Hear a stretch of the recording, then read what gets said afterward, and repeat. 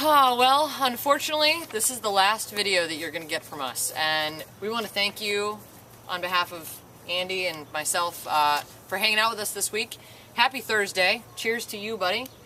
It's time to unveil our picks. Our predictions. For the World Championship. Let me do two thank yous first. All right, go ahead. One, look at these awesome shirts. Right? Thanks, Casey. Frushour, caseyshead.com for designing these shirts. I think you guys are all going to love them. There's only a few left. If you want to order one, we've only got about 30 left. If you want one before you show up on Saturday, email me now. Okay? And secondly, a big thank you to our videographer, Abigail Frushour. She's been pushing the record and the stop button, and you may have even seen her in the background of some of our videos this week. Maybe. So, without further ado, let's get to who we think's going to take home the hardware this year. God, and I feel propose. Like this is the whole climax to the whole week. This is what we've been aiming for. You propose. I propose. Let's both list the people we think are going to lose in the Sweet 16, and then we'll work our way. So these are the people that are going to make it Sweet 16, but no farther. Here's how I know that we've had a decent time filming these videos. There's beer all over my final bracket. All right, beginning with, you're talking losing in the Sweet 16. Here are the 8 losers in the Sweet 16. Monkeyball Jesus, Sean Dameron, myself, damn it, John Hill, Brent Morrow, Chuck Tronosky, Dan Renner, Andi Keitel. You're out after Sweet 16, sorry. You will not be hearing from, in later rounds of the tournament, from Eric Tronosky, Casey Frushour, sorry bro, Brent Morrow, John Hill, good run John, Dan Renner, Matt Young, Andy Osters, a loser to Jason Salmon, and Matt Whitfield. Sit and spin. So I'm assuming that you want to do the same thing at the quarterfinal matchup, level? and then who wins? Okay, so I've got Andrew Alexander losing at the quarterfinals, Jason Salmon taking him out. I've got Dan Keitel.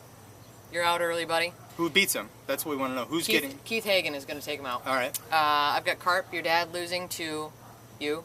Oh, yeah. Father son. No faith in me this year, just none. Sorry. And I've got Dean Allen. Oh, you said it. Losing in the quarters to Snoop-a-loop, Stretch, Jim Wenzel. So your semifinal matchup when we come back to you will be? Semifinal matchup is you and Jim Wenzel, and then the other is Jason Salmon and Keith Hagen. Oh, I can't wait to hear this. My quarterfinals, I have Dean Allen beating Snoop. Drink. Oh, dang. Boom. Who beating Snoop? Who beating Snoop? The 4-time champ. What's his? Yeah, okay. Dean Allen. Got him. In the quarterfinals, I have Chuck Tronosky beating me. You didn't pick yourself? It's never worked. I can't pick myself. You keep picking yourself and losing. Yeah.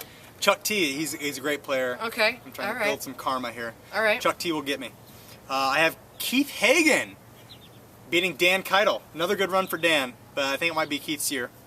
And who's in the finals? And the other quarterfinal, I have an all Simoko matchup. Jason Salmon against Sean Dameron. Taking Sean that far? I'm taking Sean Dameron to win over Jason Salmon. It's boring to pick the top people in the world. Let's throw some curveballs in there. So I have Dean against Chuck T, Keith Hagen against Sean Dameron. Semifinals for you.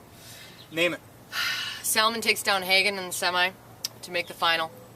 And I've got Snoop taking you out in the semis. So you've got Salmon and Snoop. I do. Snoop is Jim Wenzel. Yep.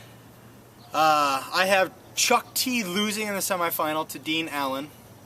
Everybody following us so far? Are you still with us? Like, or are you just like head on desk? We're all right. In the other semifinal, to meet Dean Allen in the championship, I have Keith Hagen beating Sean Dameron, making a final of the 4-time champ against Keith Hagen.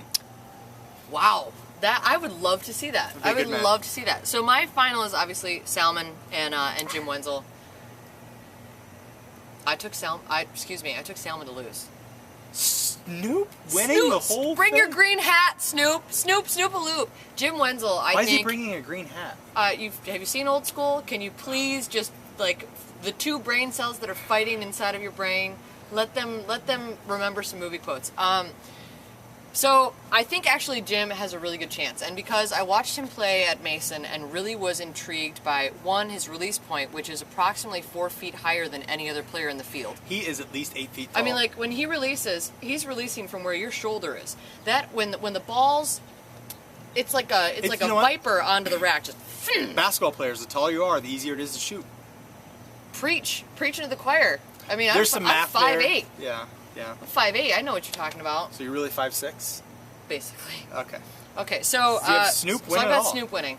And I almost don't want to ask you who you have winning because I feel like it's going to involve a shotgun. I have Keith Hagen facing Dean Allen in the championship. Yep. And so what you're going to pick...